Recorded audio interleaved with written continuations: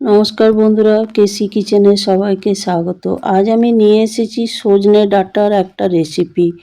এটা ভাতের সাথে খেতে অপূর্ব লাগে। চলো দেখে নিই আমি কিভাবে বানাচ্ছি। দেখো, আমি কিছুটা সজনে ডাঁটা ওইদিকে কেটে ছোট করে কেটে পরিষ্কার করে ধুয়ে একটা প্লেটে রেখে দিলাম। তারপরে এইদিকে মটর ডালটা আমি 2-3 ঘন্টা আগে ভিজিয়ে রেখেছি। দেখো কি সুন্দর ভিজে গেছে। এটাও আমি মিক্সিতে পেস্ট করে ওইদিকে রেখে দিলাম। তারপরে এদিকে আমি মশলাটা করে নিচ্ছি। দেখো, আমি কিছুটা আদা দিয়ে দিলাম, কয়েকটা কাঁচা লঙ্কা দিয়ে দিলাম, আর টমেটো একটা মিডিয়াম সাইজের টমেটো, আর তার সাথে ছোট চামচে 2 চামচ আমি গোটা জিরে পেস্ট করে ওইদিকে মশলা হিসাবে রেখে দিলাম। এই তরকারি কিন্তু এটাই মশলা। তারপরে দেখো, পেস্টটা আমি করে রেখেছি। একটু পাতলা পাতলা করতে হবে, বেশি মোটা করে দিলে কিন্তু বড়াগুলো শক্ত হয়ে যাবে।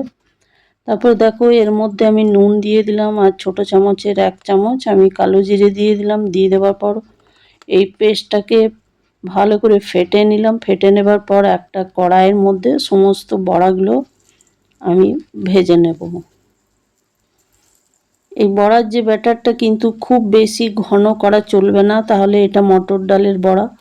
তাহলে একটু শক্ত শক্ত বড়াগুলো হয়ে গেলে খেতে অত ভালো লাগবে না।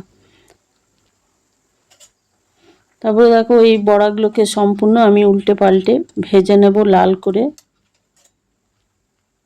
তোমরা তো নানা রকমভাবে সজনে ডাঁটার তরকারি বানিয়ে থাকো। একদিন এইভাবে আলু, সজনে ডাঁটা আর মটর ডালের বড়া দিয়ে তরকারি বানিয়ে দেখো। ভাতের সাথে গরম ভাতে খেতে ভীষণই ভালো লাগে খেতে। আর মোটামুটি এখন সজনে ডাঁটা শরীরের জন্য ভীষণই ভালো, এটা আমরা সকলেই জানি।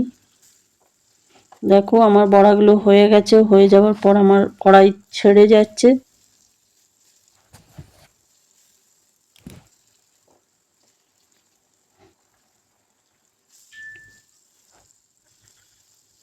দেখো, এইভাবে লাল করে কিন্তু বড়াগুলোকে সম্পূর্ণ ভেজে নিতে হবে। তারপরে এক সাইড করে দিয়ে আমার আরও যে ব্যাটারটা আছে সেটা আমি একটা একটা করে সবগুলো ভেজে নেব। ততক্ষণে দেখো, ওই দিকের বড়াগুলো আমার হয়ে গেছে। হয়ে যাওয়ার পর আমি এগুলোকে সব উঠিয়ে নেব একটা প্লেটের মধ্যে।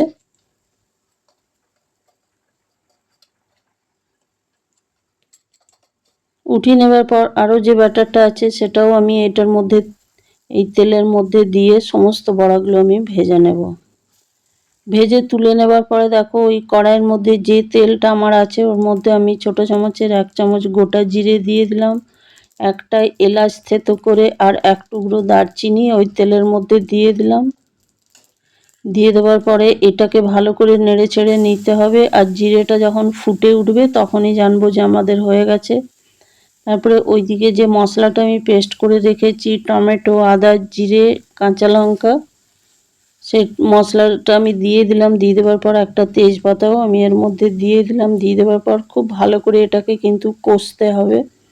কষতে কষতেই দেখো, আমি এর মধ্যে পরিমাণ মতো নুন দিয়ে দিলাম।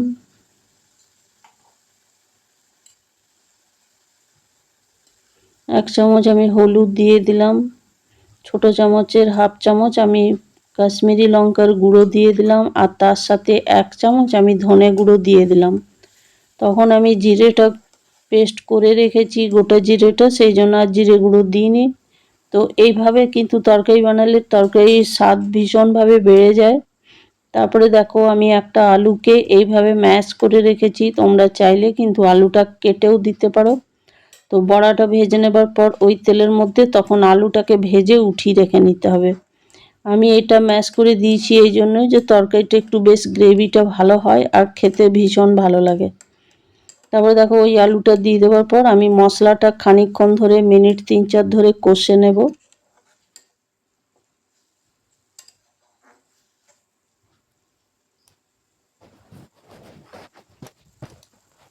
কষে নেবার পরে দেখো, এইদিকে আমি 10-12টার মতো আমি চীনা বাদামকে পেস্ট করে রেখেছি, সেটা আমি এর মধ্যে দিয়ে দিলাম। এটা কিন্তু অপশনাল, তোমরা চাইলে দিতেও পারো নাও পারো।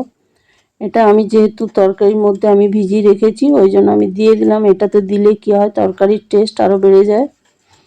তারপরে দেখো, এটা দিয়েও খানিকক্ষণ ধরে আমি এটাকে আবার কষে নেব। মশলাটা কষা আমার অনেকটাই হয়ে গেছে। তারপরে ওইদিকে যে সজনে ডাঁটাগুলো আমি ধুয়ে পরিষ্কার করে রেখেছি সেটা আমি সজনে ডাঁটাগুলো দিয়ে দিলাম ওই মশলার মধ্যে। দিয়ে দেওয়ার পর খানিকক্ষণ ধরে আরও মিনিট 2-3 ধরে এটাকে আমি কষে নেব। দেখো আমি এটা খুব বেশি রকম তেল দিইনি, যতটা বড়া ভাজার তেল ছিল সেই তেলেই আমি রান্নাটা করছি। তারপরে দেখো ডাঁটাটা কষা হয়ে যাওয়ার পর আমি ওইদিকে গরম জল করে রেখেছি, আমি সেটা দিয়ে দিলাম। দিয়ে দেওয়ার পর মিনিট 5-6 আমি ঢাকা দিয়ে রাখলাম। ঢাকা দিয়ে রাখার পরে দেখো আমার ঢাকা খুলে দেখাচ্ছি তরকারিটা অনেকটা ফুটে গেছে বা ঝোলটাও কমে এসছে আমার, আর ডাঁটাটাও প্রায় 80% সেদ্ধ হয়ে গেছে। তারপরে আমি ওই যে বড়াগুলো করে রেখেছি সেগুলো আমি দিয়ে দিলাম, আর দুটো কাঁচা লঙ্কা চিরেও আমি এটার মধ্যে দিয়ে দিলাম। দিয়ে দেওয়ার পর আরও 2-3 মিনিট এটা আমি একটু ফুটিয়ে নেব, তাহলে বড়াগুলো আরও নরম হয়ে যাবে বা বড় হয়ে যাবে, আর বড়ার মধ্যে সমস্ত ঝোলটা বা রসটা ঢুকে যাবে। এটা কিন্তু বড়াটা খুব বেশি রকম ফুটানো যাবে না, তাহলে কিন্তু ভাঙা ভাঙা হয়ে যাবে। দেখো আমার তরকারিটা প্রায় হয়ে গেছে। হয়ে যাওয়ার পরে আমি একটুখানি গরম মশলা ওপর থেকে ছড়িয়ে দিলাম। ছড়িয়ে দেওয়ার পর একটু নেড়ে চেড়ে নিলাম তরকারিটা। গ্যাসটা আমি সম্পূর্ণরূপে বন্ধ করে দিলাম। বন্ধ করে দেওয়ার পরে আমি ঢাকা দিয়ে স্ট্যান্ডিং টাইমে 5-6 মিনিট রেখে দেওয়ার পর একটা বাটির মধ্যে আমি উঠিয়ে সার্ভ করে দিলাম।